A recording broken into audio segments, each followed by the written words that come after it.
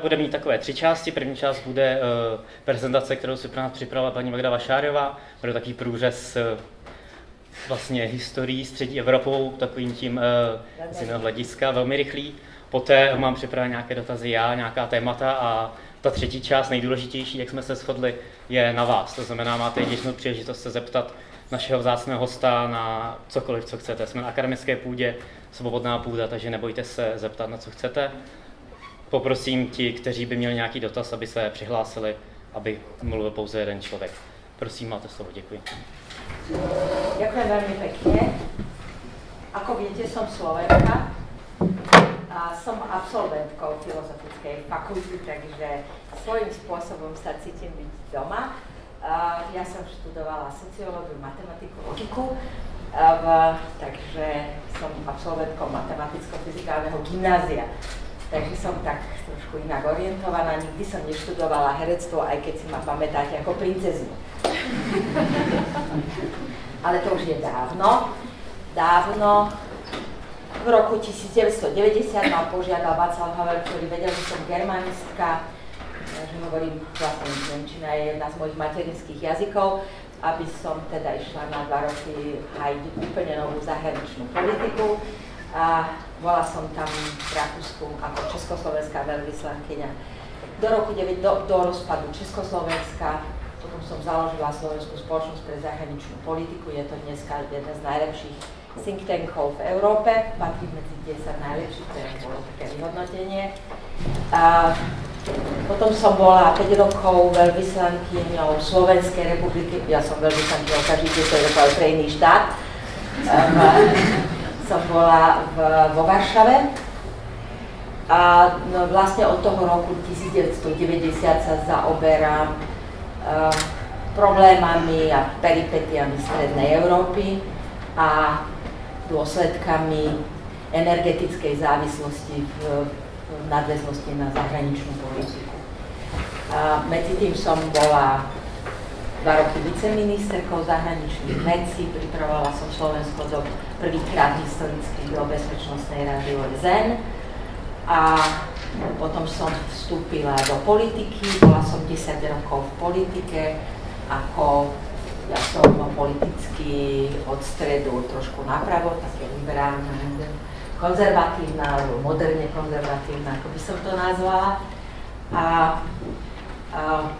Minulý rok v júni som odišla z parlamentu a vediem najstarší ženský spolok, ktorý sa volá Živena, založený v roku 1869 na povzore vašej Vesny, ktorú založila Eliška Krásnohorská tu. Založila som historicky prvý think tank o kultúrnej politike, Inštitút pre kultúrnu politiku, vydávaný časopis Kultúrny kyslík.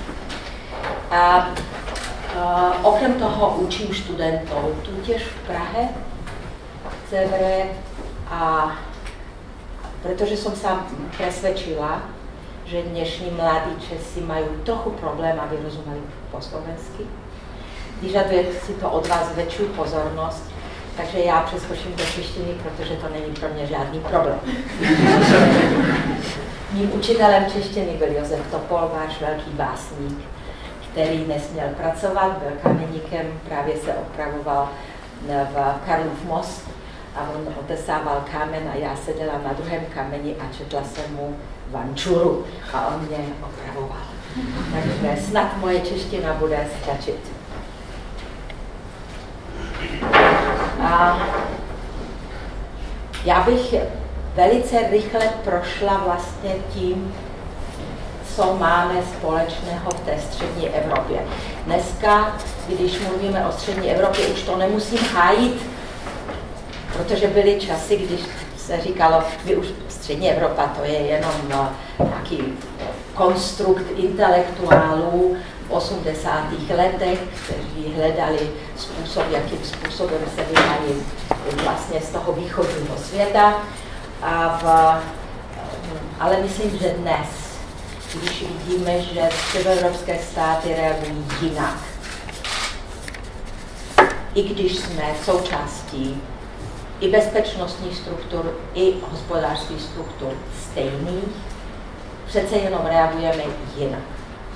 a musíme se tím naším světem zabývat. Za rok bude 100 let. Teprve 100 let. 3 generace od rozpadu Velké říše. Obyvatelé říše, teda naši pradědečkové, prapradědečkové, neřešili ty problémy, které řešíme my. Například identita. Nebo pocit, že jsme malí, bezvýznamní. Nebo že jsme obětí. Říše vedla válku. Ano, pak přišel romantismus. A to už se blížím k tomu, co vám chci ukázat. Romantismus, který vlastně byl součástí rozpadu říše s tím, že jsme se rozdělili podle různých národů, malých, a nadobudli jsme ten pocit, že jsme vlastně nedůležití, že stejně o ničem nerozhodujeme. A přestali jsme mít pocit, že jsme schopni se bránit sami za sebe. Důsledkem toho středoevropského romantismu je Biedermeier, který i v každém z vás, bez ohledu na to, že sedíte hodiny na Twitteru nebo na Facebooku, tkví ve vás i ve mně a ve všech nás, tkví i jako dědičství. Strašně rádi máme tituly, hvězdičky, vyznamenání. Takový ten svět, kdyby jsme chtěli být jiní, ale přizpůsobili jsme si to. Přizpůsobili jsme si i módou, i nábytkem, i vším, i myšlením ten svět té veliké šlechty, vysoké šlechty, aby jsme si ho udělali pro sebe. Čím víc vyznamenání, tím lépe. A pak samozřejmě si předobraz dnešní moderní anorektičky. A romantismus přinesl další ideu, která pořád krouží naším světem už těch 100 let, a to je slavianofilství. Je zajímavé, že Rusové jako největší slovanský národ takové slavianofilství nikdy nezdíleli. Takové to, že my jsme bratři. Oni jenom chtěli, abychom byli s nimi a financovali je. Ale jako o bratrství tam nešlo. Takže to slovanofilství se pořád objevuje se i tady v České republice. A bylo silné už i koncem 19. století. Jediní, kdo se divili, že bychom se měli opírat o to ruské dubisko Jána Kolára, Slováka, který napsal Slávy dceru. Ruské dubisko je vlastně z jeho Slávy dcery. Byli Poláci. Takže když přišli na druhý slovanský sjezd tady do Prahy, a tady jim vykládali, že teda my budeme se opírat o slovanské dubisko a tak dále, tak Poláci říkali, ale promiňte, my neexistujeme a jsme rozděleni mezi Prusko, Rusko a Rakousko-Uhersko a můžeme vám o tom lecos říct. Už tam se ukázalo vlastně, že ta střední Evropa, a dodnes je to, že to ty Poláci, co se týče vztahu k Rusku, jsou jinde. Je tam taková roztomilá příhoda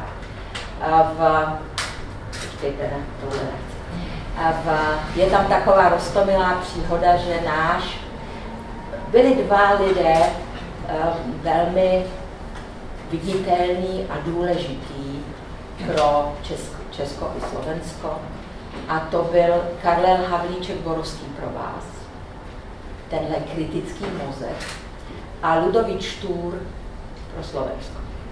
Nevím, vy se asi už teraz neučíte něco o Slovensku, takže asi neviete, kto bol Ludovík Štúr. Ale zkrátka to bol človek, ktorý oddelil slovenčinu v prostredí protestantské církvi od češtiny.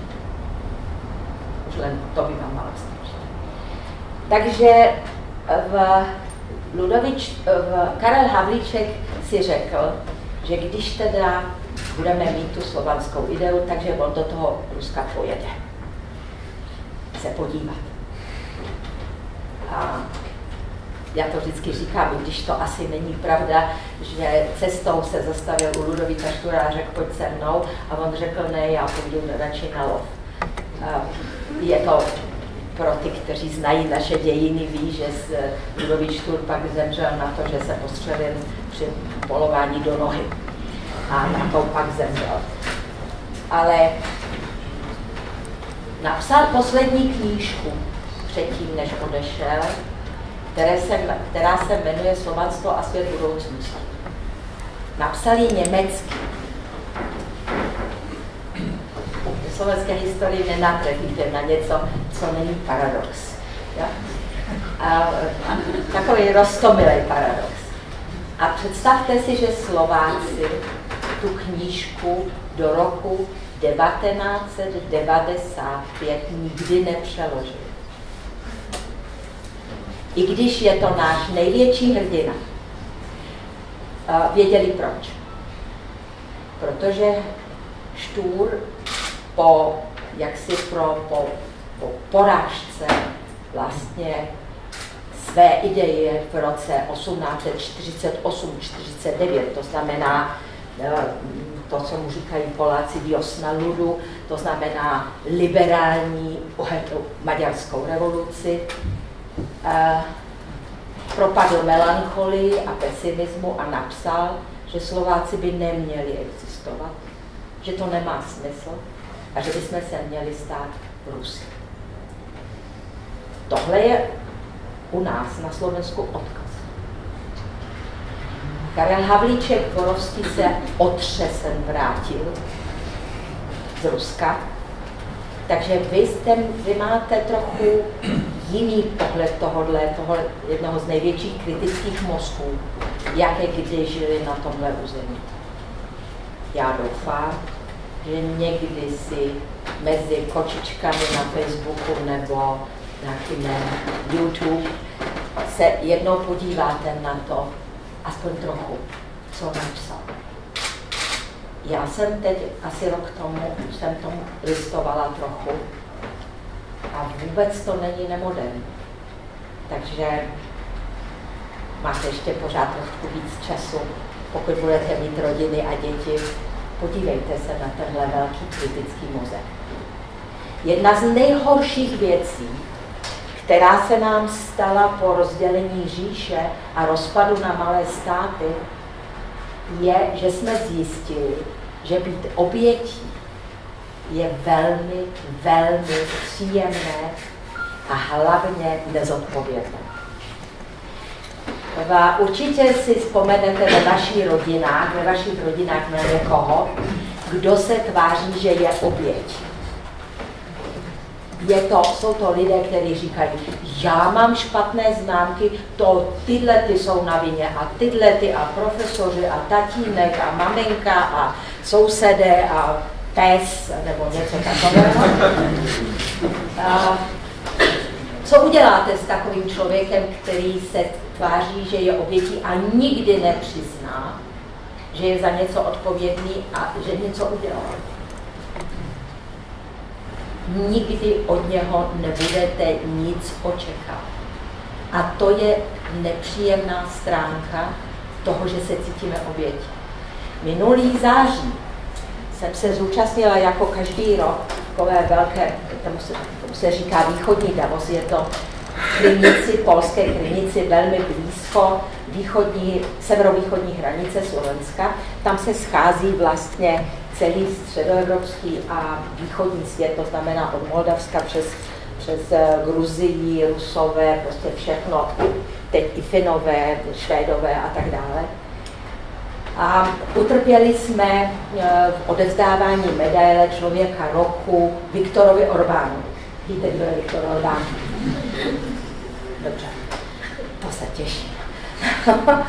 protože někdy to musí vysvětlovat, kdo je Viktor Orbán. Je to můj bývalý přítel, chodila jsem v 90. letech, když byl liberál, k němu do rodiny. Znám ho moc dobře. Víte, jak začal svůj projev? Jaroslav Kačínský seděl naproti, já jsem seděla takhle v druhé řadě, tady seděla vláda polská a on řekl: nikdo nás nemá rád. Byla první věta. Druhá věta byla: nikdo nám nerozumí. Což je svým způsobem pravda. Třetí věta: nikdo nám nedůvěřuje. A čtvrtá věta byla: ale my jsme nejlepší. Typický příklad viktimizace. Nicméně Maďaři tuhle ideu viktim jako býtí obětí, protože viktim je obětí, no? Že tomu rozumíte, a pěstují už od roku 1990. Tehdy první maďarský premiér József Antall, který byl historikem, začal mluvit to, co se za komunismu nesmělo. A sice, že Trianon, víte, co byl Trianon? To znamená vlastně vznik maďarského státu, protože ten moderní maďarský nacionalismus udělal jednu věc, že Uherské království proměnil na maďarské. Ano, v roce 1840 a tak dále. To znamená, že pak samozřejmě v době největší maďarizace slovenské říkali, že vlastně Slováci neexistují, že to jsou všechno Maďaři, zrušili slovenské školy, základní školy, v Matici Slovenskou prostě všechno zrušili, jo, 50 let. Takže moje babička, která byla Němka a velice špatně mluvila slovensky, ale počítala zásadně etketu három nejď et hod hit. Maďarsky. 1, 2, 3, 4, 5, 6. Tak? Takže i ta samotná maďarská revoluce liberální 1848-49 měla jeden neliberální bod. A sice žádná svoboda pro národy. To bylo jedno velice špatné rozhodnutí vlastně Petőfiho, který se vlastně nemenoval Petőfi, ale Petrovič. Jeho mama byla Slovenka a tatínek byl Chorvat. To tak je. To byl největší maďarský básník. Takže zabalili jsme se do té viktimizace. My v Československu, teda lépe řečeno vy Češi, si můžete teď prostě říkat a kritizovat, nebo ne Beneše, nebo tak, jestli jsme měli bojovat v roce 1939, nebo ne. Tam vlastně začíná ten pocit české viktimizace. Jak říkají Poláci, Češi přece nejsou tak blbí, aby si zničili zemi. Udělali povstání, když už bylo vlastně v Praze 5.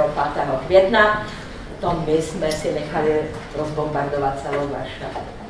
Tohle říkají o vás Poláci, já si to nemyslím, ale Poláci to říkají.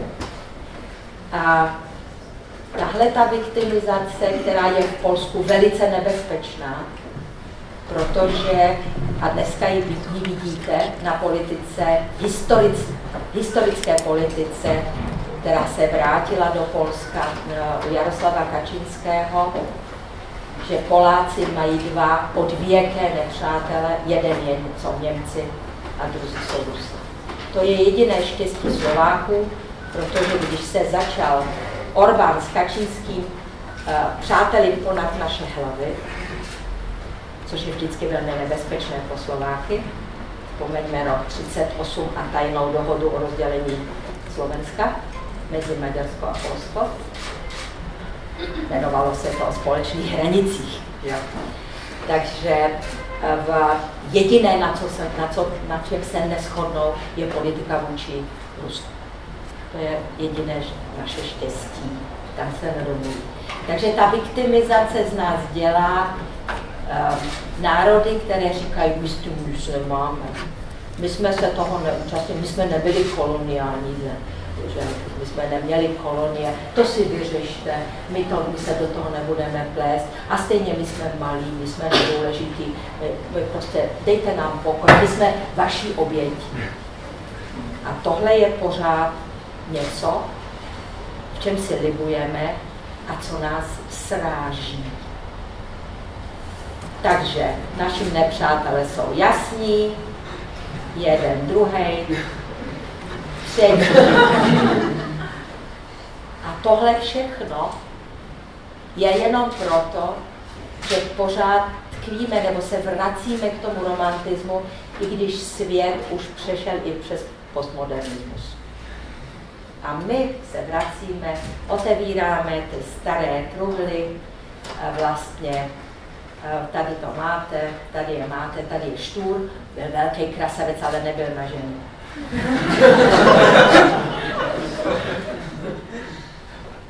A tady je ten základ, slovanský základ romantismu, protože jinak samozřejmě romantismus je německý.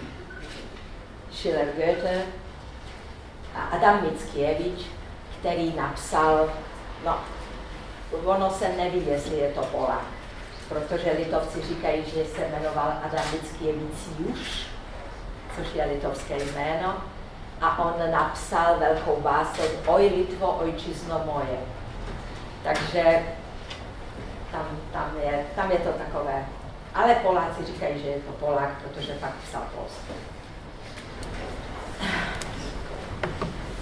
Jsme plní nenávisti. A týká se to taky mladé generace, protože si musíte uvědomit, že ty nejdůležitější politická přesvědčení, kdo je na vině, kdo za všechno může a proč je to tak blbý, se naučíte do 5 let v rodině. Pak už se toho nezbavíte. Možná se tady ve škole naučíte, že to bylo jinak, ale v momentě, když se ocitnete v krizové situaci, budete instinktivně reagovat tak, jak jste to slyšeli. Jak říkal tatínek, že ztratil jsem práci, za to může ten prezident, nebo někdo takový. To je naučíte se ten vztah vůči veřejnému prostoru. A my jsme si těch nenávistí zažili. Tohle není poprvé. Tohle jde s námi pořád. Šlechticům jsme vzali majetky po roce 1918 a aby to bylo veselé. A mysleli jsme si, že když jim rozkradneme ty paláce, že pak budeme bohatí. Ukázalo se, že ne. Pak jsme rozkradli židovské majetky, protože jsme chtěli být bohatí. A ukázalo se, že ne. Pak jsme rozkradli kulaky, pak jsme vzali i tím posledním lidem krávu za komunismu a ještě pořád nejsme natolik bohatí, abychom byli sebevědomí.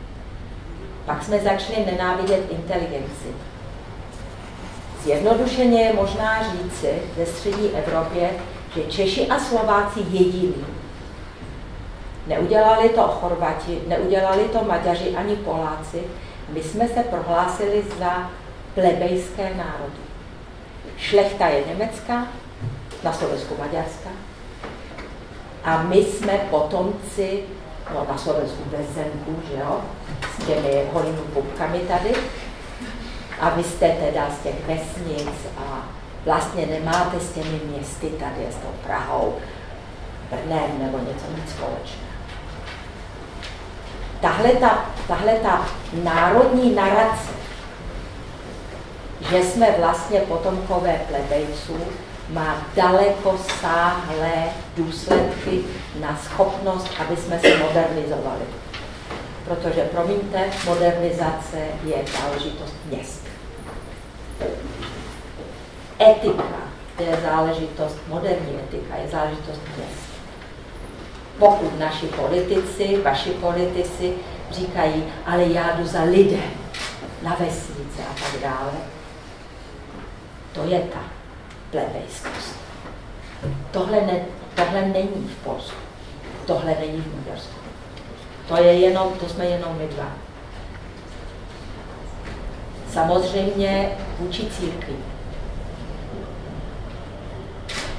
vůči svobodě lidí, myslet si, že je něco nad námi, nebo něco, co jim nedovoluje, aby psali na ty nejhorší věci. Já si nemyslím, že církve jsou tady jenom proto, aby ohlupovali lidi, jak se kdysi říkalo, za komunismu, ale jsou tady proto, aby někteří lidé, kteří nemají ten kategorický imperativ Immanuela Kanta v sobě, a většina ho nemá, protože to je už jenom pro velice vzdělané a moderní lidi, bych řekla, musí mít něco, co je drží v určitých hranicích. Tady to máte. Na tomhle jsme se my, Slováci, podíleli nejhůř. My jsme je víceméně nezabíjeli, my jsme je jenom udávali. Ale ještě jsme za to, že je vyvezli, zaplatili jejich vlastními penězi. Tohle je dědictví Slovenska. Tohle je taky naše společné dědictví, které samozřejmě bylo požehnáno dohodou velmocí u Berlína. Nicméně způsob byl necivilizovaný. Pak museli Maďaři ven. Šli do Sudet, které byly prázdné. Takže problém střední Evropy je, co je dnes sankcionováno, co tady bude stíháno a co je dnes cenzurováno. Já jsem kdysi napsala takovou esej o svobodě. Napsala jsem ji pro Slovensko a rozdělila jsem to podle vzoru Aishu Berlina, velkého filozofa, který po roce 45 se zabýval vlastně postojem ke svobodě. A určil dva přístupy. Freedom from a freedom to. To se těžko překládá, ale vy jste všichni angličtináři, takže to rozumíte. Ta freedom from, to jsou Jánošíci, to znamená zbojníci. Všechno je dovoleno, teď je svoboda, teď můžu dělat cokoliv. Jenomže to je svoboda prostě latku, jak se říká česky, hezky, vančurovsky. Latka, znáte to slovo? Čtete vančuru, latka. A freedom to je to, co jsem říkala. Moderní člověk, který sám má hranice v sobě, to je ten kategoricky mravní imperativ, a ne proto, že je něco sankcionováno, ale protože to chce dodržovat sám.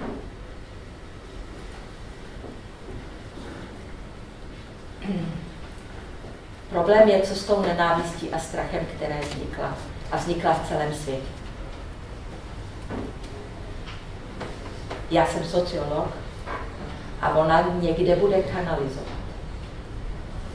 Třeba v Kambodži za Pol Pota kanalizovala, že všichni lidé, kteří měli brýle, já se omlouvám, všem brýlatým, ty napichli na kůl. Někde to kanalizuje. U nás na Slovensku teď pan premiér prohlásil a poprvé řekl to slovo, že vlastně my těm cikánům poukážeme. Poprvé neřekl Romům, ale cikánům. Zřejmě mu jeho američtí poradci řekli, že takhle by se to dalo kanalizovat. Velice špatná kanalizace. Teď, kde Slovenské národní divadlo hraje po všech školách představení Natálka, vy víte, co jde. A neonacisté slovenský se snaží tomu zabránit a jsou z toho velké konflikty. A Vy jste mladá generace, příští elita Čech. Ponesete za chvilku odpovědnost. Když budete říkat, že jste si to jinak představovali, uvědomte si, že jste nevychovaní. Říkáte, že druzí lidé jsou za to odpovědní, že vám se nesplnily nějaké dětinské sny. Nikdo není odpovědný za to, co jste si vysnili. Je to nedostatek výchovy. Samozřejmě je tady velká antiliberální tichá revoluce. Jak řekl Viktor Orbán, já budu v Maďarsku budovat i liberální demokracii. A já se obávám, a z mé pozice teda konzervativní, celý útok na neoliberalismus je jenom proto, že se bojí říci, že jsou proti liberalismu. Tak si vymysleli, že neoliberalismus, to líp to zní, že jo. Tohle je člověk, kterého jsem moc dobře znala. Je to jeden z prvních komisařů evropských, Němec, který ale pak vedl St. Anthony College v Oxfordu a taky tam zemřel trochu předčasně. Byl to sociolog, skvělý člověk. Místo toho Masarykovského, že potřebujeme, ne, Masaryk řekl 20 let, pak někdo řekl 40 a on říká 60. Ještě máme za sebou jenom 27 let. Takže váš celý život bude vlastně v konfliktu, jak prosadit vlastně liberální myšlenky také ve střední Evropě. A tohle to je další knížka, kterou určitě jste někdo už z vás četl. Kdo? Má asi 50 stránek. Napsal ji Němec, Karl Jaspers. Ne Jaspers, pozor, je to Němec Jaspers. A vyrovnává se s německou vinou za druhou světovou válku. Je to moc důležitá knížka. Dneska, když chceme přenést všechny viny zase jako oběť na někoho jiného, zkuste si jako příští inteligence téhle země přečíst. Protože jinak končíme takhle. Nechceme se ptát sami sebe. Samozřejmě se nechceme cítit být falešní. Zároveň nechceme podlehnout těm falešným mýtům a proto raději obvinujeme těch jiných. Máme pocit oběti a osudové nepřízně, ale zároveň jsme závislí a zároveň na to pliváme. Ani se společně neumíme bránit. Uvědomte si, že v roku 1939 bylo Československo připraveno se bránit. Jenom Slovensko mělo 150 000 mužů ve zbraní, cvičených. Když na Slovensku asi před 2 lety někdo udělal na Facebooku takový žert a napsal, že se bude prostě spisovat, jak si znovu, že muži, kteří můžou tedy nastoupit do zbraně, tak do 2 hodin 12 000 mladých mužů se přihlásilo, že utíkají. Holky, bude to na nás. Je vám to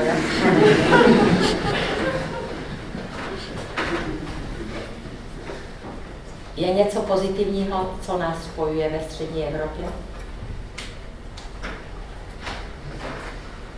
Nevím. Dneska opravdu nevím. Sleduji to všechno, ale opravdu nevím. My máme euro, to znamená, že jsme v srdci evropské integrace, ale neumím si představit, že by Česká republika šla jiným směrem. Češi, kteří nás zachránili v roce 18, které jsme vyhnali v roce 39, aniž jsme jim řekli děkujeme. Češi teda Beneš, který nám zachránil vlastně jižní hranici tím, že vzniklo Československo, protože jinak navzdory slovenskému národnímu povstání bychom byli prohraní, ale v Československu ne, samozřejmě. Společně jsme prožili 68. rok. Mně bylo tolik jako vám, teda 20. A znovu přede mnou uměla jsem už málem všechny ty řeči, které umím. A takhle to přede mnou spadlo. A do roku 1981 jsem nebyla ani v Budapešti. Chcete to znovu? Chceme to znovu? Přemýšlejte. Protože nejste odpovědní jenom za sebe. Vy jste odpovědní i za nás. A nás je 5,5 milionu. Děkuji vám.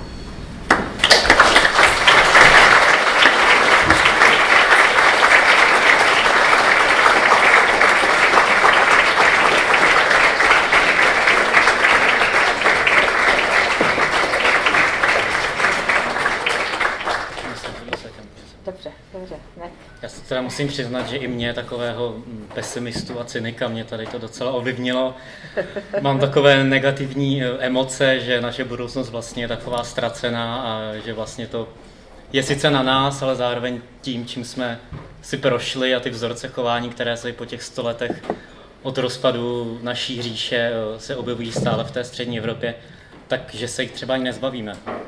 Mě by třeba zajímal váš názor, jak vy tento prostor, kde žijeme, pojmenujete. Jestli jsme východní Evropa, jestli jsme střední Evropa, před 15 lety jsme pro někoho byla ta nová Evropa, jestli vůbec máme něco společného, krom toho, že máme to dědictví toho, že jsme byli součástí různých velkých říší mezi Německem a Ruskem nebo Sovětským svazem, že jsme vytvořili takzvanou Visegrádskou čtyřku, nebo jestli my se Slováky máme něco společného a zároveň Poláci a Maďaři mají něco odlišného. Jestli tady nějaký bod nebo něco, nějaké pojmenování, které by se dalo spojit. Vy jste zmiňovala tu viktimizaci, to, že si někde hrajeme na ty chudinky, ale přece jenom to je spíše v našem prostředí častější, než tam u našich polských sousedů například. To byste se divil.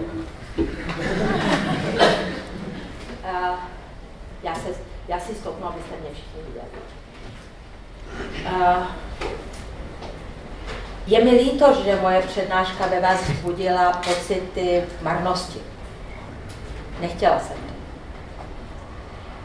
V roce 1948 patřilo Československo mezi 10 průmyslně nejvyspělejších států. Promiňte, o čem to mluvíte? Mezi 10 nejvyspělejších států. To nebylo jenom tak. Pak jsme se ocitli na 40 let. Platili jsme Kubu. Platili jsme 9 korun československých za rubl. 40 let. Vidíte ten finanční tunel? To bylo hrozné. Platili jsme, pane Bože, platili jsme největší teroristické skupiny ve světě. Promiňte, jestli teď se budete bát teroristů, tak si uvědomte, že vaši dědečkové a otcové se neprotestovali proti tomu, že se tady ty teroristé vychovávali. 2,5 roku v Tatrách žil nejhledanější terorista světa Carlos Šakal. Platili jsme jemenské teroristy, platili jsme africké teroristy, platili jsme prostě všechno. My neseme odpovědnost za terorismus. Platili jsme ho. A tohle musíte vědět, abyste se necítili být obětí, která nenese žádnou odpovědnost. Přesto všechno, že 40 let jsme stáli na místě, jsme stáli na místě a v roce 1972 padla československá koruna. Během 2 týdnů, důkaz, jo? Během 2 týdnů, 2 týdny předtím stál rakouský šiling, 2 šilingy 1 koruna a během 2 týdnů to bylo naopak. 2 koruny byl šiling. To mělo svoje důsledky. Nefinancovala se ochrana životního prostředí, nestavěly se pak nové školy a tak dále a tak dále. Ten deficit, který máme, byl obrovský a je pořád. Ale to přece nic neznamená. Přece Slovensko, když se stalo součástí Československa, a to ještě s námi byla Zakarpatská Ukrajina. Pozor, na to zapomínáme, že to bylo součástí první republiky Československé. A to byla opravdu velice zaostalá země. Když bylo na začátku roku 1918 2,5 tisíce Slováků, kteří byli schopni zastávat úřad, to znamená, že vládli písmem a prostě věděli, o co jde a mluvili slovensky po těch 50 letech maďarizace a z toho bylo 800 porodních asistentek, to jsem zapomněla říct, těch 2,5 tisíce. A v roce 630 je takováhle bychlevné knihovně, kde je Who is Who na Slovensku. A jsou tam překladatelé Danteho až po guvernéra banky. Pokud vzniknou prostě příznivé podmínky, my jsme schopni se rozvíjet velice rychle. Velice rychle. Jenom musíme mít jednu věc. Musíme mít důvěru ve své vlastní síly. A co děláme celou dobu? Teď. Říkáme, a to je stejně blbý. A máme blbou náladu. A to všechno nemá smysl. A já jdu pryč. Myslíte si, že jinde je chleba jako zdarma? Není. Není nikdy. A jedině tady máte možnost udělat velkou kariéru. Dneska už ani v Americe ne. Pokud tam bude Trump. Teda Trump není tak důležitý, Bannon, pokud tam bude Bannon. A pokud se mu podaří vlastně, protože my se zabýváme dlouhou kravatou a jestli lhal nebo nelhal, nebo co dělá s ručičkou a jak má vlasy. A zatím za ním pracují Bannon a jeho lidé a mění Ameriku. To říkal včera John Oliver. Prosím vás, přestaňte se tím zabývat tím panákem a zkuste uvažovat, co je zatím. Takže víte, já si myslím, že Vyšehradská čtyřka je jedna z nejdůležitějších věcí, kterou jsme udělali. Teda udělal Havel s Antalem a teda s Göncem, panem prezidentem maďarským a s Valencou částečně. Víte proč? Protože to je historicky vůbec první spolupráce těchto 4 národů. Teď si uvědomte, že v roce 1918 a pak do roku 1921 vznikala vlastně na Pařížské mírové konferenci vlastně aprobace Československé republiky. Kdo byl největším nepřítelem vzniku Československa?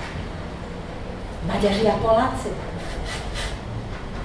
Přece poslali Andreje Hlinku, slovenského kněze, s francouzským listem, protože věděli, že neumí francouzsky, na rumunský pas za maďarské peníze z Polska. Ho poslali přes Rumunsko do Paříže. Tam ho odchytil Slovák, československý velvyslanec Osusky, jeden z nejlepších velvyslanců vůbec. Nepustil ho, aby se dostal k nějakým lidem, kteří organizovali mírovou pařížskou konferenci o uspořádání světa po první světové válce.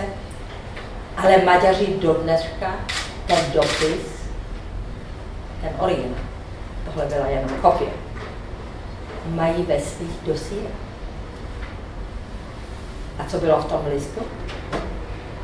Že Slováci nechtějí jít z Čechy. Že chtějí zůstat s Maďary. Protože uvědomte si, že my jsme nebyli s vámi. My jsme byli s vámi necelých 80 let. My jsme byli 700 let součástí Uherského království. Ano, 400 let jsme pak byli v jedné monarchii, ale tohle bylo Uherské království, které mělo vždycky trochu jiné zákony. Měli jsme společnou obranou, finanční politiku, zahraniční politiku a tak dále, ale to byl jiný svět. Například v Uherském království mohla vdova vlastnit majetek.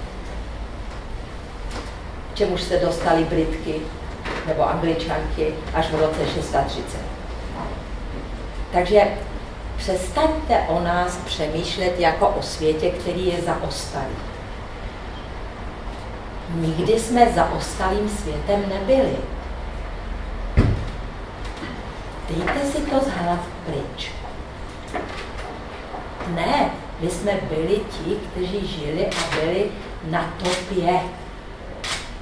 V roce 1911 ve městě, ve kterém jste vy asi jako mladá generace ještě nikdy nebyli, ve středu Slovenska, Banská Štiavnica, kde jsem se narodila, v roce 1911 postavili pro žáky pana Hejrovského největší a nejmodernější laboratorium světa. Uvědomujete si to? A to je 100 i něco let. To prostě, tohle to mě dovede naštvat. Že si myslíme, že prostě my na to nemáme, že prostě jsme nějaký zaostalí. Do čerta prestaňte si to myslet. Jasné? A ještě, teda to jsme. Jsme vyspělé evropské národy. Akorát po rozpadě říše jsme menší. Ale uvědomte si, že Vyšehradská čtyřka je 65 milionů lidí. Kolik má Velká Británie? 60. Před 2 lety jsme měli unikátní možnost se zbavit tohohle pocitu malosti a bezvýznamnosti.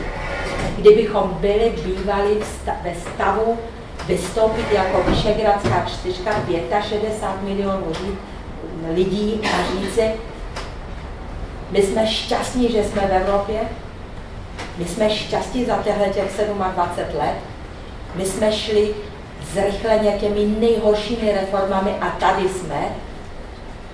Porazili jsme všechny sládky a já nevím, co všechno se tady vyskytovalo. A podívejte se, teď jsme připraveni být jedním z motorů, jak se má vyvíjet Evropská unie. A co jsme udělali my? Viktor Orbán začal říkat, ale stejně mi nikdo nerozumí. Hej, vy jste...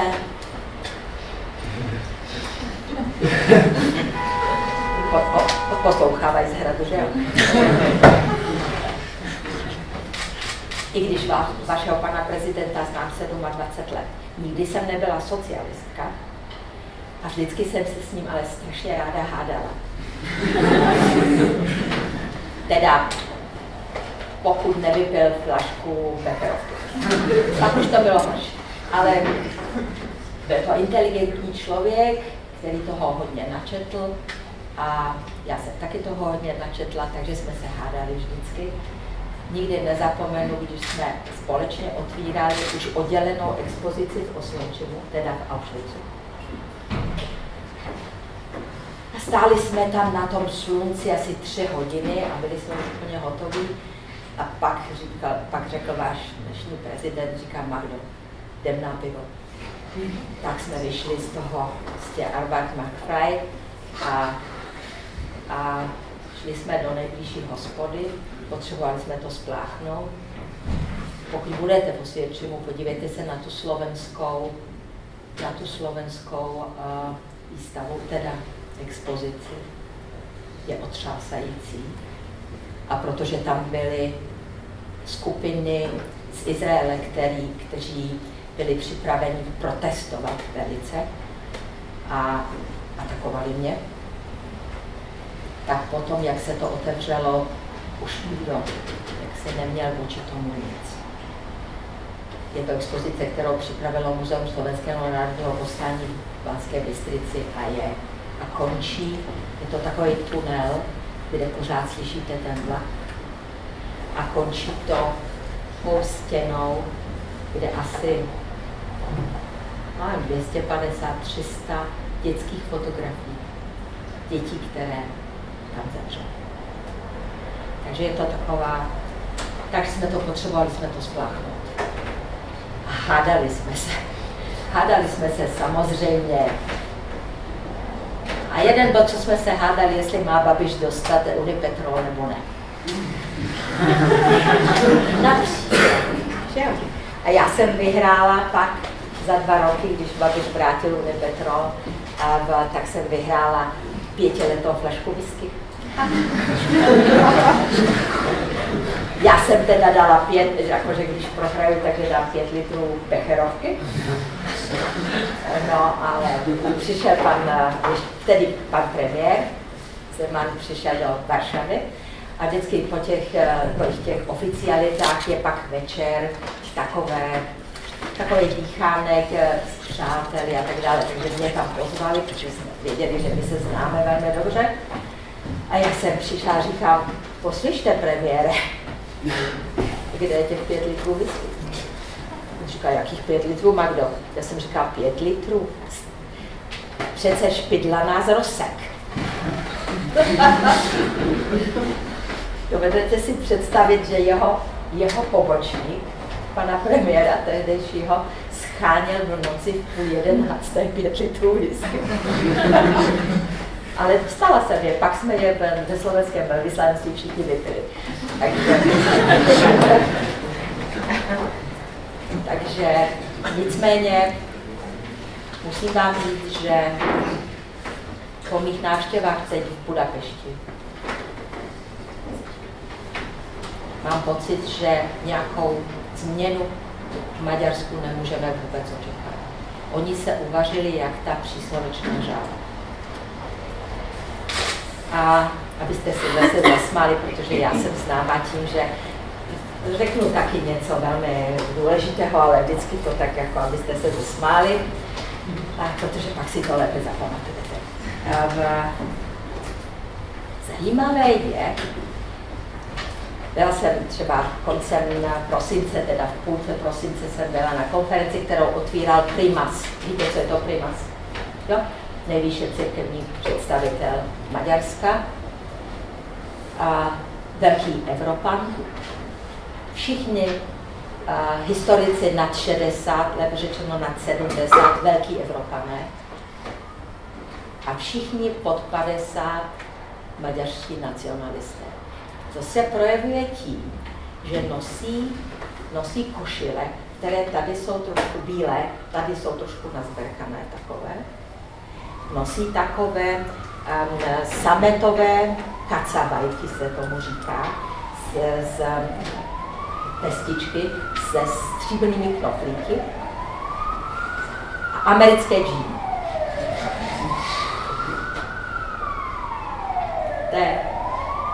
Já myslím, že není potřeba k tomu říct nic jiného. A pan Kačinský je skutečný nacionalista. To není operka, jako trochu v Maďarsku. On je člověk, který žil s maminkou a 9 kočkami, který neumí žádnou řeč, necestuje, na to má své lidi, neměl nikdy mobil a nemá vůbec tablet nebo počítač nebo něco takového. A telefon má jenom doma takovej ten. A dělá politiku, která je v Polsku celkem tradiční, někdy v některých obdobích, a sice, Říká se tomu polsky rządzenie z tylnego siedzenia. To je řízení ze zadní lavice. On nemá žádnou funkci, je jenom obyčejný poslanec, předseda strany. A takhle sedí. A tady je paní Šidlo, Mačerevič a tyhle ty všichni. A on takhle v 10 hodin večer si sedne k telefonu, zvedne telefon a telefonuje. Tenhle tam už nebude. Tohle to se musí změnit. Tamhle to. Polský sejm začíná vždycky v 9 ráno. Teď začíná v 11. Víte proč? Protože pan Kaczyński vstává teprve v 10. Nicméně důležité jsou vždycky vetovací skupiny. To znamená skupiny, které mohou mít veto. Tak jako mají veto, že jo, Čína, Rusko v bezpečnostní radě. Vetovací skupinou bývá církev, nebo lepší řečeno církve, ale v Polsku je víceméně jenom jedna silná katolická. A tady jsme. Akademici ty doteďka tvoří. Je potřeba říct si tu veto skupinu a pak lidi. Já počítám s tím, že Poláci s tím budou bojovat. Protože pan Kaczyński se usmyslil, že bychom my, státy Vyšehradské čtyřky, měli vyjednat jinou smlouvu s Evropskou unií, která by nám zabezpečovala, abychom dostávali strukturální fondy, ale víceméně, abychom nebyli součástí. Nikdy v životě nebyl Prusem. A pak druhá věc. Chce obžalovat současného předsedu Evropské rady, teda, jak se říká lidově prezidenta Evropské unie, Donalda Tuska. On je taky Donald. Teď jsem si to uvědomila, pane Bože. Chce obžalovat ze smrti svého bratra. Že vlastně on naplánoval, že to letadlo tam spadlo. A bude přemlouvat vašeho prezidenta a předsedu vlády, aby šli s ním. Já mám jenom zprávu, že slovenský prezident ho někam poslal. Teda i předseda vlády. Takže takhle to vypadá, kde jsme, ale těžké se. Místo toho, abyste se váleli někde na pláži, budete muset pracovat. To je přece fajn, ne? My už jsme se napracovali, no. Vidíte, v Americe teď musí McCain a všichni se musí vracet. V Británii, že jo, musí John Major a Blair teď prostě burcují a tak dále. Ale promiňte, my už jsme svoji práci udělali. Teď už je to na vás. A nemyslíte si, že všichni můžete utéct. Nemůžeme. Takže dejte se do práce. Předtím, než dám slovo vám, divákům, tak by mě ještě zajímala taková jedna věc.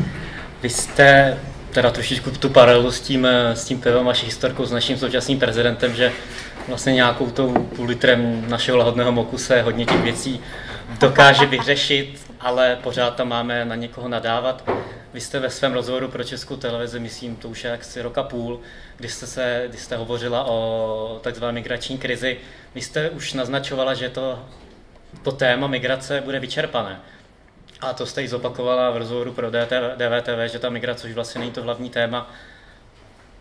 Jaké téma může zase sjednotit? Jaké téma může být na té vaší mapě, kdy jsme měli tu botičku Ruska, Německa, Bruselu, teď tam byla ta migrace do toho čtvrtého rohu.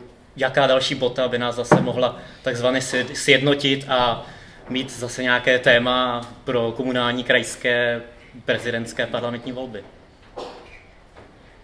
Když dostanu tuhletu otázku, třeba na Slovensku, protože jezdím a mluvím s lidmi, protože to je, myslím, teď naše role. Ptám se, a jak jste se báli v roce 1992? A všichni na mě koukají asi tak jako teď vy.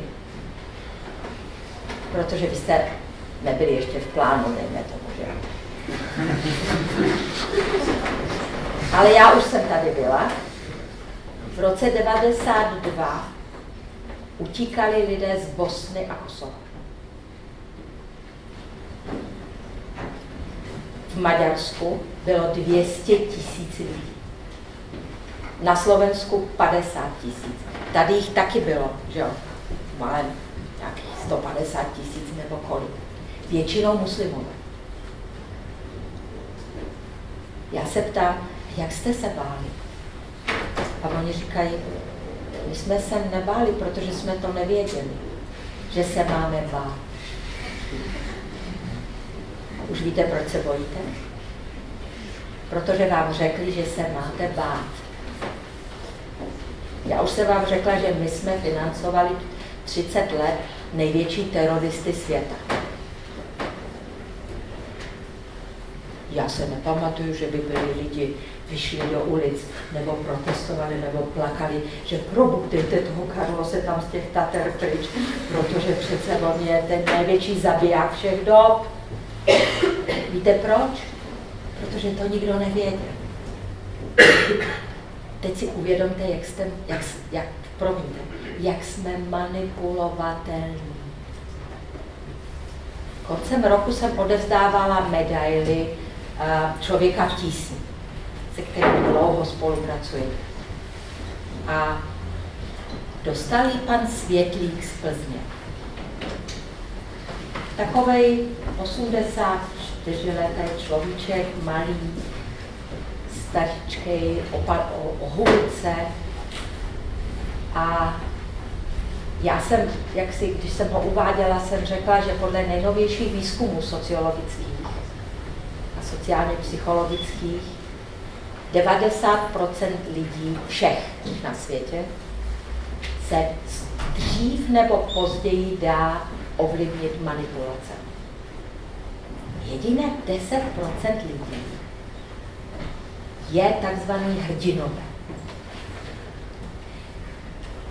Zajímavé je, že ty lidé, těch 10%, to o sobě neví. Vůbec neví. Nejsou závislí od vzdělání, od jaké krajiny pocházejí, nebo z jaké rodiny pocházejí, jaký mají status. Vůbec nerozhoduje. Najednou v nějakém momentě vystoupí jako hrdinové.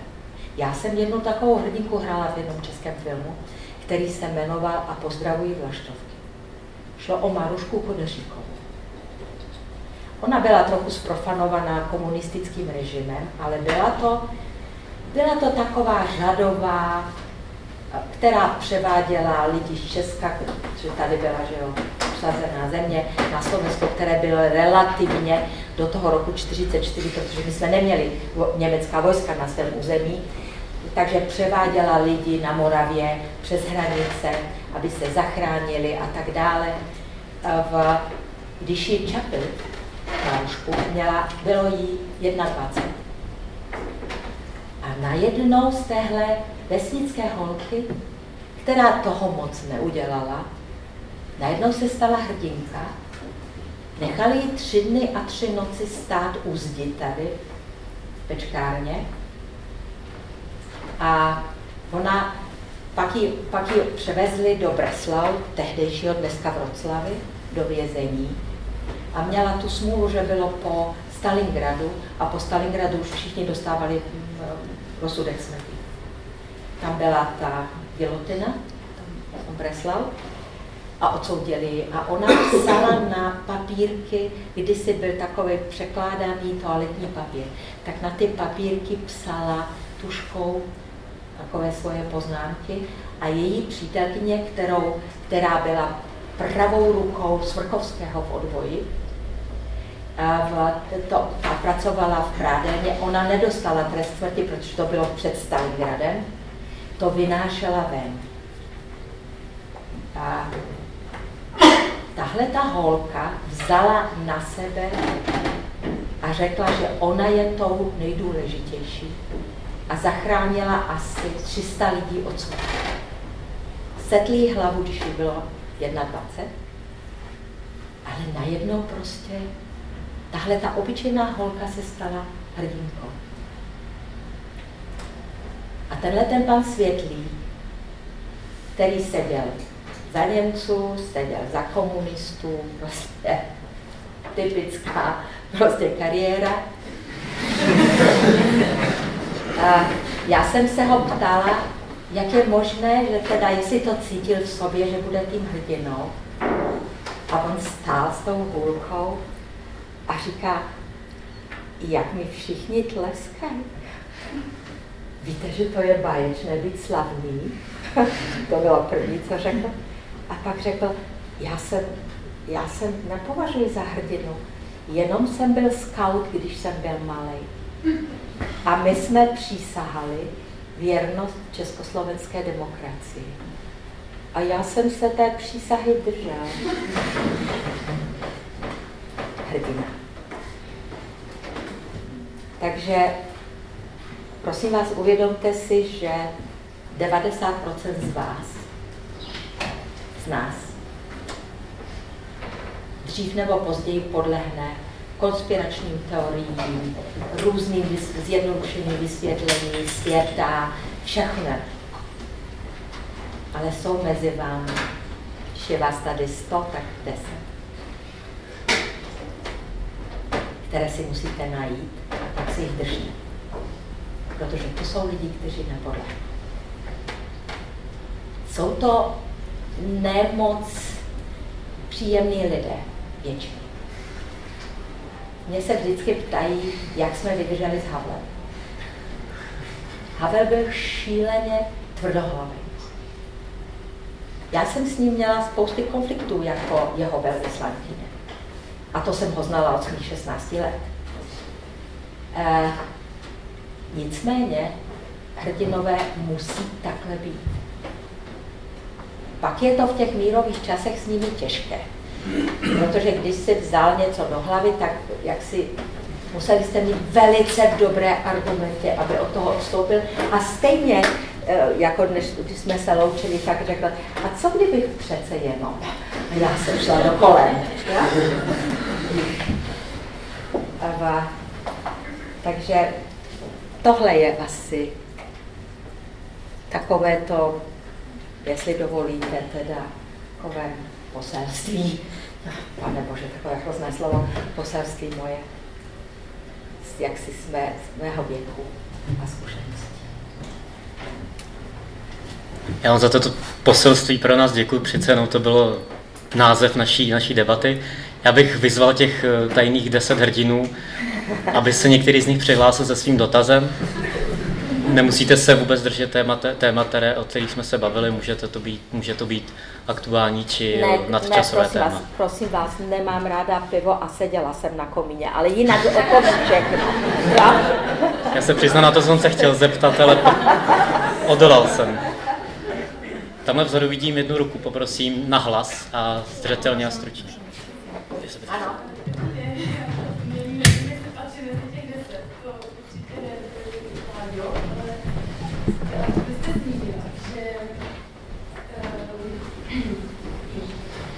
Jo, děkuju. Vy jste řekla, počkejte, já si to najdu, že nám chybí ta víra ve vlastní schopnosti. A já se chci zeptat, jestli si nemyslíte, že právě tenhle pocit je ten, který se možná probouzí v tom nacionalismu, právě v opozici vůči Evropské unii, že se v těch, teď ale mluvím o českém národu nebo o slovenském, vlastně probouzí právě tady ten pocit, že to dokážeme bez té Evropy. A, no.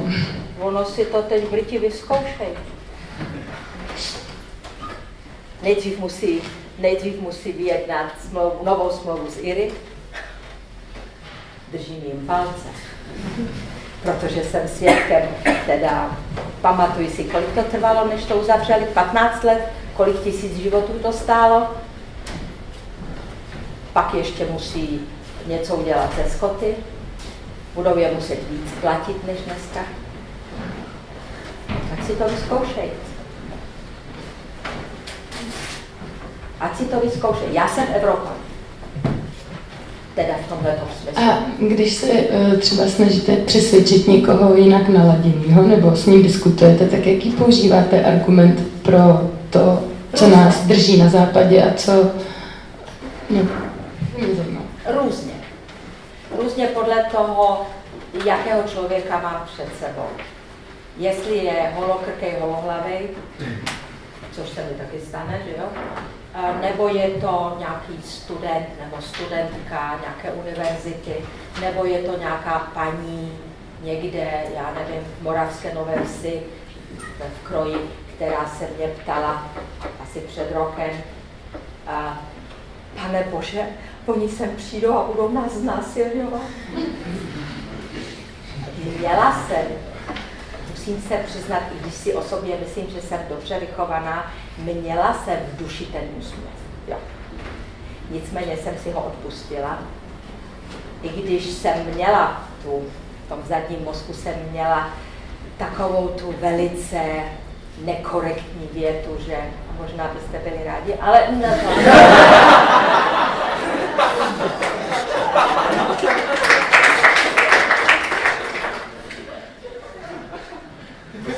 Nicméně jsem těm babičkám řekla, že se nemusí bát, že to takhle nebude a že taky se nebáli v tom roce 92. Jo? Tohle to je ten argument, který jsem použila. A když jsem měla před pár lety přednášku tady v Karlově univerzitě, ale ne tady, někde jinde, a řekla jsem slovo Evropská unie, tak se ty studenti smáli. A říkali mi, ale paní Magdo, teď Evropská unie už se rozpadá, to už nebude existovat, to už prostě jde, euro to už je dávno pochovaný, to už vlastně není. A pokud mluvím s inteligentními lidmi, vzdělanými, říkám, chcete si znovu vyzkoušet nacionalismus 19. století? Ano, dneska stojíme na pomezí, jestli bude renacionalizace členských států Evropské unie, teda jestli se bude renacionalizovat celá Evropská unie, nebo se budou europeizovat evropské národy. Já už mám dost let, ale taká striganěz, aby jsem viděla tu gůlu kryštálovou, jako to půjde dále. Vždycky i v životě máte nejméně dvě možnosti. Máte dvě možnosti. Buď budete opakovat prostě chyby z 20. století a tam víceméně můžeme předpokládat, jak končí. Malé konflikty mezi Poláky a Čechy. Nezapomeňte, Poláci vám nezapomenou, že jste v tom 10. století toho Meška porazili. Protože Poláci teď dělají historickou politiku. Promiňte, já jsem přišla jako velvyslankyně do Polska a to mluvím polsky dávno. A znám se, jako myslím si, že jsem znala i dějiny a všechno tohleto. A najednou jsem zjistila, že nefunguje polsko-slovenská historická komise.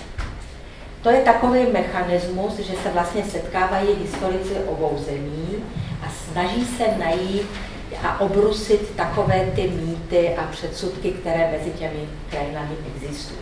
Prostě nefungovalo to. Tak já jsem zvolala ty komise, přišla slovenská delegace, byla tam ta polská a já jsem začala tak jako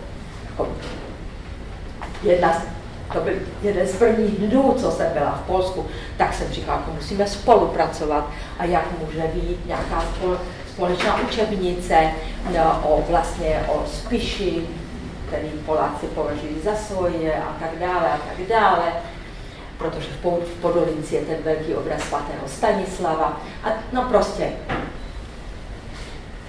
A najednou vstal profesor Trajdoš, bohužel teď už neví, a slovenský. Peknou slovenčinu. Polský profesor Varšavskej univerzity kričal na mňa, že pokiaľ nepriznáme, že záloh spišských miest a ľubovňanského domínia za kráľa Žigmunda znamenal, že vlastne to potom bolo poľské, a keď to nepriznáme, že sme zoslovakizovali 1 000 000 Poliakov od Oravy, od Kisúc až po Michalovce, takže so mnou hovoriť nebude. Takýmto hlasom. Ja som pochopila, že pokiaľ neviete, čo sa stalo v 15. storočí, lebo kráľ Žigmund, hej, nemáte šancu. Nemáte šancu. To je pravda, že proste dali do zálohu spišské mesta a ten veľký kláštor v Ľubovni a potom sa platilo ešte do Krakova, lebo to bolo hlavné mesto Polska, kráľovstva, tak sa platili, proste splácali vlastne tú pôžičku, lebo však kráľ mu strašne chcel bojovať a nemal peniaze. No. Možno práve vtedy nejaký Vasari zo severného Talianska prišiel do vojska, lebo však u nás bol mor, bolo po mori, teda tam vymrelo veľa ľudí, takže prišli z Talianska chlapci. Jeden sa volal Vasari a z toho som ja Vášari.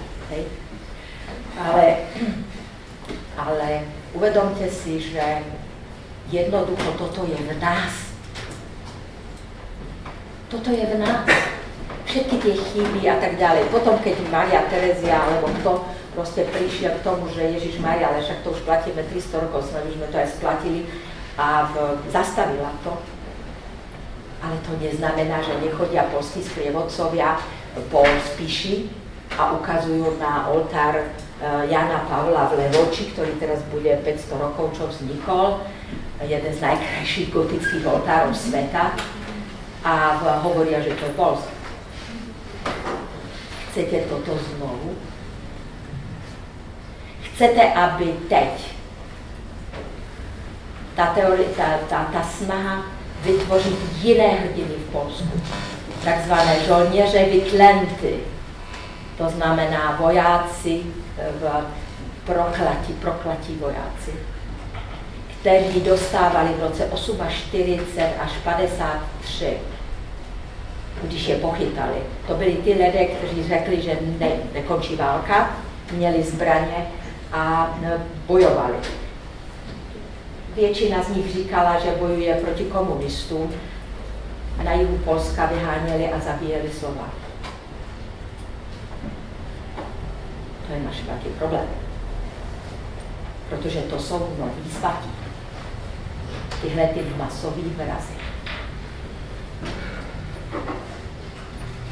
Takže víte, a tohleto se vrátí.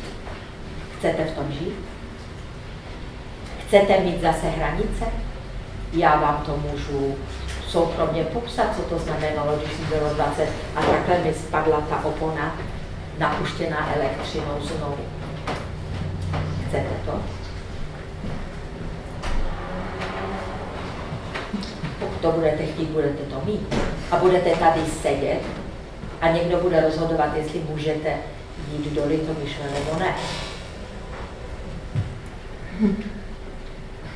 Protože nacionalismus znamená jednu věc. Příšernou. Která byla v tom 19. století potřebná zřejmě, aby se ty nové národy, tak jako si udělali si ty pohádky národní a tak dále, byla důležitá, že všichni ostatní jsou pod námi. Takže v Rakousku dodnes, jestli chcete, aby v Rakousku, abyste se musela zabývat těmi novinami, co vycházejí v Rakousku, kterou vydávají neonacisté, kde promiňte, píšou, že Slované jsou méně cenná rasa. Tohle jsem o Rakousku nevěděl. Já jsem přišla Znala jsem z televize všechny ty politiky a tak dále, ale já jsem nevěděla, že tohle to žije. A žije to do dneška. A když si trochu, nevím, jestli mluvíte německy, protože tady se to v našich novinách neobjeví, ale pokud si vyslechnete jednu nebo dvě řeči pana Stracheho, který je pohrobkem pana Heidera, ale Heidera jsem znala, protože jsme byli stejně staří a prostě on byl prostě synkem nacistů a tak dále, nicméně byl demokrat, dodržoval demokratická pravidla. Strache, Hofer, zapomeňte na to. Zapomeňte na to, co řekl teď Hofer před 2 týdny. Že musíme se očistit od těch Slovanů. Chcete se cítit takhle méněcenná? Nebo chcete sedět s Evropany jako rovnocenná? Můžete si vybrat.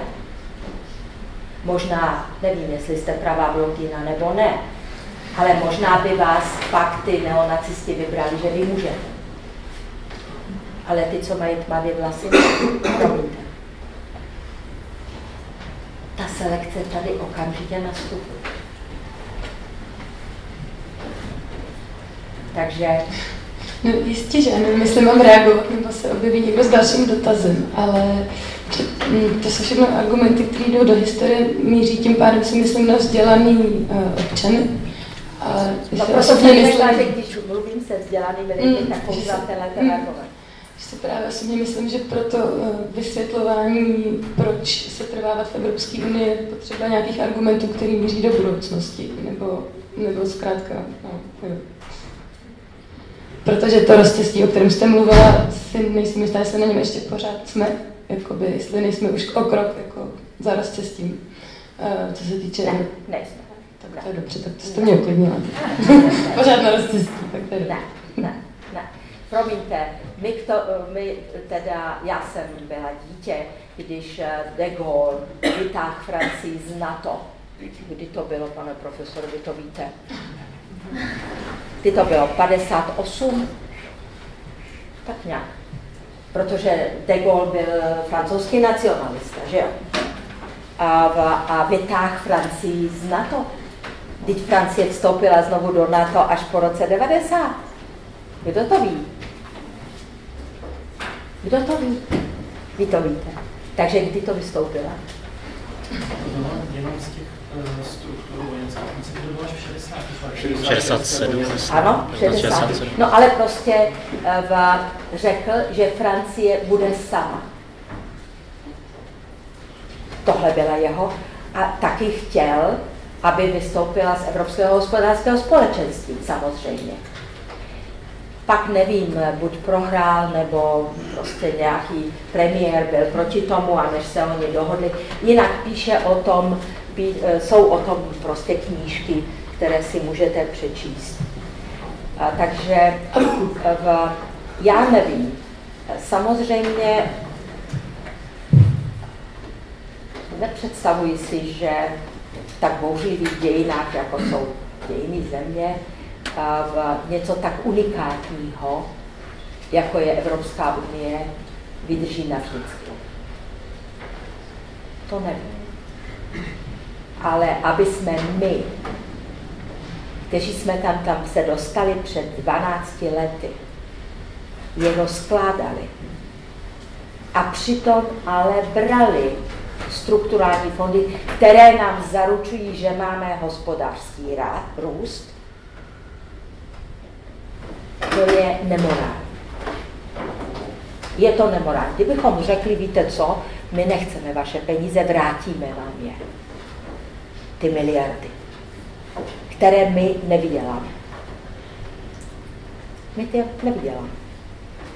Tohle to udělal v Bratislavském kraji, okamžitě jak zvítězil neonacista Kotleba. Bratislavský kraj nepřijímá, prosím? A co jsem řekla? Bratislavský, tam ještě tam. Promiňte. Kolik je hodin? A v Banskobystrickém kraji zastavil všechnu evropskou pomoc. Byla jsem teď v sobotu v Lučenci, víte, kde je Lučenec? jih Slovenska, asi 150 km severně od Budapešti. A je to krásné starožitné město. Pokud se tam dostanete, neobejděte, opravili jednu z nádherných neologických synagog. Nádherný. Tak se tam zastavte. A mluvila jsem s primátorkou Lučenca ráno na snídani a ona mi řekla, my nemáme peníze na cesty. Protože moje uklízečka na úřadě volí Kotlebu a bude ho znovu volit. A pro ní, když jí řeknu, ale nebudeme mít peníze na cesty, a ona říká, já stejně nemám auto. Těžko se, máte pravdu, těžko se argumentuje, ale já vám chci něco jiného říct. Vy jste humanitní většinou, že jo? Nejste tady žádný inženýři, doufám. A víte, kdo volil 25% voličů, teda volilo neonacistu v Banskobystrickém kraji? Inženýři. Já si to představuji tak, já jsem mluvila s několika z nich, oni chtějí rychlá řešení, protože jsou zvyklá na počítači dát delete a najednou to zmizí. Ale já jsem přesvědčena, že společnost lidská se nedá řídit jako firma, protože nejsme zaměstnanci. A taky se nedá prostě implantovat znovu ty fatální myšlenky, které způsobily, že ve střední Evropě, když vezmeme i Bělorusko do toho, zahynulo vůbec nejvíc lidí za druhé světové války. Myslím, že Timothy Snyder to v Krvavé země, v té knížce, vysvětluje jasně proč. A tohle nesmíme dopustit. Co vy víte, že jestli nebudete vy obětí? Teď Hitler vkročil, vzal 320 Čechů prominentních a do 24 hodin je všechny postříleli. Víte proč? Jenom tak, abyste se báli. 320 nejdůležitějších lidí. Čapek tomu unikl, protože jak Češi stáli pod jeho oknem a křičeli, ty zrádce, ty tenhle, tak radši zemřel sám. Víte, jak se chovala vaše rodina v těch časech? Ptali jste se někdy? Víte, proč je to důležité? Jak jsem vám řekla na začátku, máte to v sobě. Tu rodinu máte v sobě. Ty vaše pradědečky, dědečky, otce. Zeptejte se jich. Zeptejte si jich, jestli náhodou nemáte stříbrné příbory poněkud. To je dobré vědět. To, že máte mobily a že studujete na Erasmus evropský a po celém světě, to neznamená, že jste jiní. Jste produktem své rodiny. A jedině tak můžete s tím něco udělat, pokud budete vědět, jak se zachovala vaše rodina. Byl takový maďarský spisovatel, teď umřel minulý rok koncem. Jmenoval se János Esterházy, ten šlechtic.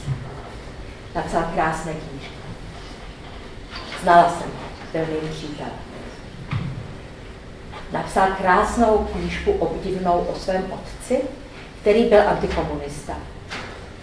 Samozřejmě. A jak tak pátral po historii, tak zjistil, že 15 let donášel komunistů. A napsal druhou knížku, kde se s tím vyrovnává. A já si myslím, že není to náhoda, že když dopsal tu knížku, dostal rakovinu a teď na ní zemřel. A bylo mu 60. Tohle vás ovlivňuje. Dejte si tu práci. Zkuste zjistit, kdo jste. Když jste se mě ptal, kdo jsme. Jan, děkuji, čas nás neúprosně tlačí. Ještě dám prostor. Děkuji.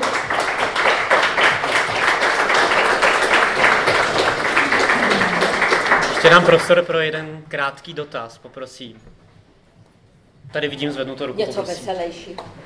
Zakončíme to nějak pozitivně. Můžu vás poprosit o nějaký ucelený názor na Visegrádskou čtyřku, protože tady bylo řečeno, že je dobré, že vznikla, ale zároveň zmíněny i problémy Maďarska a Polska. Podívejte se, založili ji v roce 91, jo, na hradě Vyšehrad. Tak si připomněli, kdy 3 vládce středověké, které tam taky podepsali spolupráci, která pak nikdy samozřejmě nefungovala. Nicméně, já žiji vlastně celý můj diplomatický život s Vyšehradskou čtyřkou. A prvních 10 let novináři psali, že už se rozpadá. Já nevím, něco máme v sobě, že my nejradši oslavujeme porážku. Já jsem si vždycky myslel, že to mají jenom Srbové. Protože Srby mají největší svátek, tu největší porážku od Turků, že jo?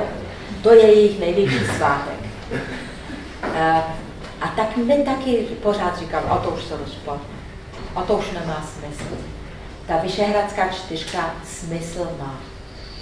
A pokud má absolutně klíčový smysl, tak je to pro nás Slováky. My máme hranice s vámi všemi. Pokud neudržíme Poláky s námi, tak když se změní situace v Polsku a budou zase proevropští a tak dále, sebevědomí, je jich 38,7 milionů. Tak se nám spojí s Němci a Francouzi do Weimarské trojky. Ona, ta Weimarská trojka, formálně existuje, nicméně Poláci se vždycky stěžovali, že nejdřív se Němci s Francouzi dohovoří, co budou říkat těm Polákům. Takže ta spolupráce není taková, jako by si představovali. Pro Slováky je, pro nás, Čechy a Slováky, klíčové, aby Polsko bylo s námi. Protože v momentě, když vytáhnou Maďaři a Benešovy dekrety, na které můžou naskočit některé vlády Německa, Poláci to zastaví. Důkaz. Já nerada teoretizuji. A paní Schmidt, která je teď vůči osobností sudetských Němců v Německu, ráda mluví o Benešových dekretech. Jenom jednou řekla, že nejenom Benešovy dekrety, ale i Běrutovy dekrety. Do 24 hodin byl ve Varšavě pan Schäuble na vozíčku, který byl tehdy ministrem, zase byl ministrem financí, nebo byl pod předsedou vlády. Byl tam ve Varšavě, šel k prezidentovi, k premiérovi, do parlamentu a zavolali si nás, všechny diplomaty, a řekl, že se to nikdy nebude opakovat. Tohle je naše hráze vůči maďarsko-německému spojenectví ohledně Benešových dekretů. My ty Poláky potřebujeme. Jsou silnější v tomhle. Protože je to země, kterou takhle vzali po druhé světové válce a takhle o 200 kilometrů ji posunou. A nemůžou si s těmi Poláky hrát. Tohle to ne. A je velice důležité, abyste vy byli ve Vyšehradské čtyřce, protože jinak zrakušaníte. Říká se tomu Österreichisierung. Víte, co je to Rakousko? Neutrální země, kde jsou všechny tajné služby, kudy jdou všechny zbraně. Jako bývalá velvyslankyně v Rakousku vím, všimněte si, že většinou ministry vnitra rakouští končí ve vězení. Asi proč? A hlavně v roce 55-6, když teda se dohodlo, že sovětské vojska odtáhnou a vzali všechny továrny od Lincu až po hranice, i s několika tisíci odborníky, kteří se pak vrátili až v roce 72, pokud přežili na té Sibiři. Se Rakousko ustavilo jako stát, který není za nic odpovědný. Snad si nemyslíte, že v roku 68 nevěděli, co se bude dít toho 21. srpna. Věděli to velice dobře, protože Rusové, teda Sověti, jim oznámili 4 dny před vstupem Varšavské smlouvy do Československa, že můžou být klidní, protože nepřekročí rakouské hranice. Myslíte si, že nám to řekli? A v Kbelské pánvi, Jižní Morava, Jižní Slovensko, jihozápadní Slovensko, to zasahuje to vytěžené území, ten nejlepší ropy, která kdysi byla, a už je tam málo. To jsou největší středoevropské zásobníky na plyn. A jednoho rána, pár let dozadu, jsme se probudili a 50% obchodní společnosti Baumgarten vlastní Gazprom. A takhle bych mohla pokračovat. To je rakušanizace. Kdo dá víc, ten to dostane. Bez ohledu na strategii, geopolitiku, nebezpečí. Prodali Lidovou banku, kterou vlastně Volksbank rakouský, Sberbanku, státní banky Ruska. No co dali nejvyšší ceny? Teď se máme problém, co jí zbavit. Prodali podíl ÖMV v MOLu, to znamená velké firmy, prostě rafinérské, teda energetické, prodali, aniž by řekli Maďarům slovíčko, prodali Rusům. Orbán pracně scháněl peníze, aby to vykoupil. Jako cítit se bezpečný, nemuset za to platit a dělat si, co se mi zlíbí, je velice nebezpečné. A tohle není moje myšlenka, tohle vám řekl Petr Pithart. A napsal vám to. Když napsal, že Česká republika ztrátou Slovenska ztrácí zrcadlo. Takhle to odnazval. Změna priorit české zahraniční politiky touhletou reprezentací, že jste opustili po 25 letech lidská práva jako prioritu vaší zahraniční politiky a vaší zahraniční politickou prioritou se stal biznis, je ta nejhorší zpráva, kterou jsem kdy v téhleté zemi slyšela. A mám ji ráda a znám vaši kulturu a mluvím váš jazyk. Takže tohle je nebezpečí a my vás držíme při těch problémech, protože my máme sice malou, ale 100-kilometrovou hranici se Zakarpatskou Ukrajinou, která v budoucnu, když se podíváte, jak hlasuje v jednotlivých obdobích Zakarpatská Ukrajina, dlouho hlasovala tak, jak hlasoval Doněck a Luhansk. Dlouho. A taky počítal při obsazování Krymu a tak dále, že ta Zakarpatská Ukrajina půjde vlastně s Putinem. A to máme na hranicích. My jsme taky velice blízko Balkánu. Jak skončí Balkán, nikdo neví. Nikdo neví. Věci zůstaly nedořešené. Kosovo není schopno samo přežít. Bosna má 3 vlády, 3 parlamenty, to nejde uřídit. A teď řekl šéf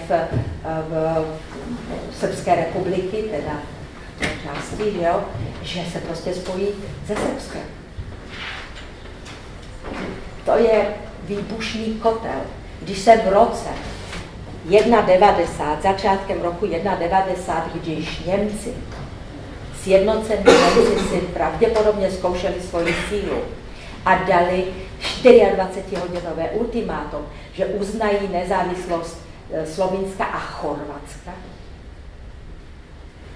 Byla jsem svědkem šílené hádky mezi tehdejším ministrem zahraničních věcí Rakouska Aloisem Mokem a naším Jiřím Dienstbierem, teda otcem dnešního politika Dienstbiera.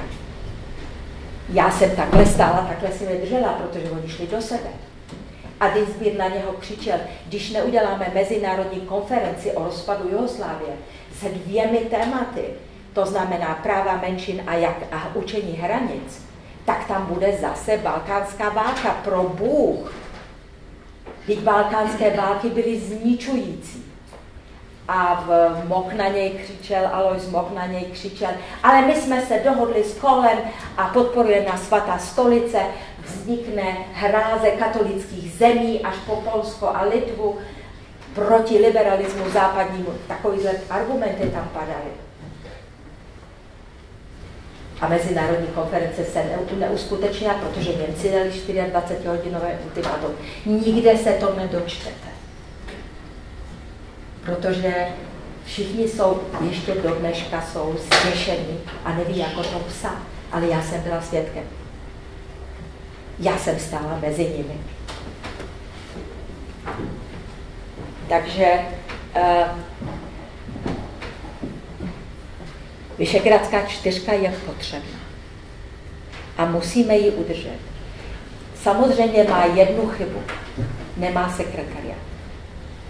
Musím se vám přiznat, že jako viceministerka zahraničních věcí jsem se snažila prosadit, aby vznikl sekretariát, který je nezávislý od toho a jde svým programem a zároveň tvoří tu institucionální paměť, protože nevím, jestli víte, jak se řídí.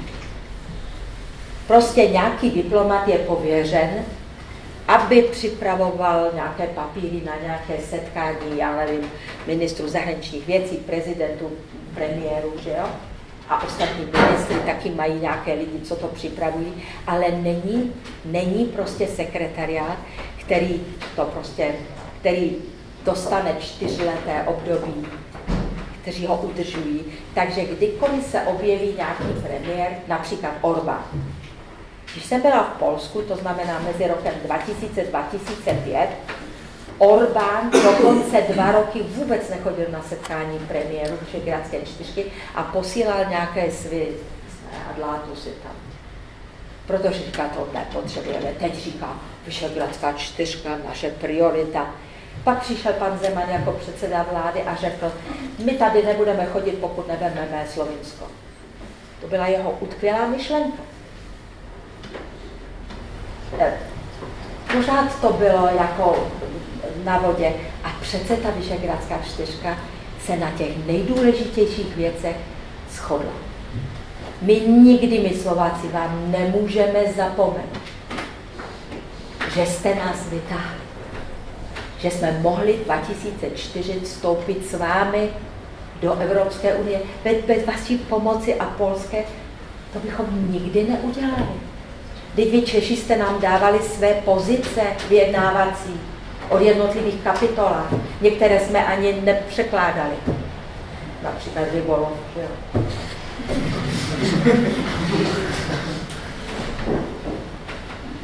Tohle jste udělali. A my vám to nesmíme zapomenout a musíme vám být vděční, že jste to udělali. Vy jste nás potáhli, Visegrádská čtyřka. Tady by byl Klín, Primakov Klín na kontrolu střední Evropy. A my bychom byli dneska v pozici Běloruska nebo něčeho takového. A Ukrajina by samozřejmě měla velké problémy a kdo ví, jestli by byla ještě nezávislým státem. Takže tohle jste udělali spousty dobrých věcí kvůli nám ve Visegradské čtyřce. Kromě toho, že teda Poláci si dali jako svůj národní zájem, že prostě Slováci musí do NATO. A teď taková, abyste se zasmáli, abych dostala své pověsti. Dvojnásobný ministr zahraničních věcí Polska, Vladislav Bartoševský, byl můj přítel, bohužel teď bylo v únoru 2 roky, co zemřel. Měl 81 roků, když se stal poprvé ministrem, ale byl strašně fajn. Byl to jeden ze strůjců německo-polského dorozumění. A to byl můj dlouholetý přítel. A jestli jsem byla velvyslankyní v Polsku, tak to je částečně jeho zásluha polského prezidenta Kwaśniewskiego, protože mě tam chtěli mít, no Slováci by mě tam nikdy neposlali. Ale oni to chtěli, protože chtěli, aby se uzavřel ta hranice východní, aby tam to Slovensko nebylo. A jedné v noci zvoní telefon v rezidenci v Polsku a tam se ozval veselý hlas Vladislava Bartoševského a říká: Magdo, vím, že už spíš, ale musím ti to říct, právě jsem přiletěl z Moskvy. A já jsem říkala: no a co? No tak víš, setkal jsem se s Ivanovem, tam byli 2 Ivanovové jako v ministry zahraniční věci, tak to byl ten druhý. A říká, pak mě pozval na takovou soukromou večeři do nějaké takové hogofogo restaurace. A víš, co mi řekl jako jednu otázku? Jsem říkala, rozespali, co? A on říká, představ si, položil mi otázku, a proč vy potřebujete to Slovensko v tom NATO? Teď přece Češi jsou v NATO, Maďaři jsou v NATO, vy jste v NATO, to snad stačí, ne? To taky Slováci, prosím vás pěkně. A Bartoševský mi to předehrál v tom telefonu. Říká, tak jsem si vzdychl a řekl jsem, já vím, my taky nemáme s těmi Slováky moc dobré zkušenosti historicky, ale když my máme 600 kilometrů tatranskou, karpatskou hranici s těmi Slováky, a to jsou ti strašní lidé. Tam prostě ani Hitler, když bylo Slovensko hitlerovské, nedokázal udržet těsnou tu hranici. Ty Slováci, to jsou takoví šmugleři. Ty prostě propašují přes ty hranice koně, knížky, zbraně, lidi. Ty neudržíš. Rozčiloval se Bartoševský.